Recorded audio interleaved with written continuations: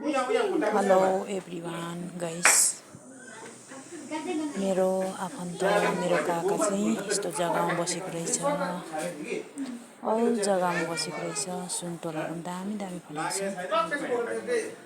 नाम्चीदेखि मुनि पर्दो रहेछ। हेर्नुहोस् सबैजना, युट्युबको साथीहरूलाई, फेसबुकको साथीहरूलाई म देखाउँदैछु। म चाहिँ आज मेरो काकाको घरमा आएको छु र मेरो पनि यो जग्गामा शाखा सन्तान रहेछ। आज म भेट्न आएको छु, तर काका चाहिँ हुनुहुन्न, जोरथाङमै हुनुहुन्छ। काकी मात्रै रहेछ। सबैजना युट्युबको साथीहरूलाई, फेसबुकको साथीहरूलाई म देखाउँदैछु।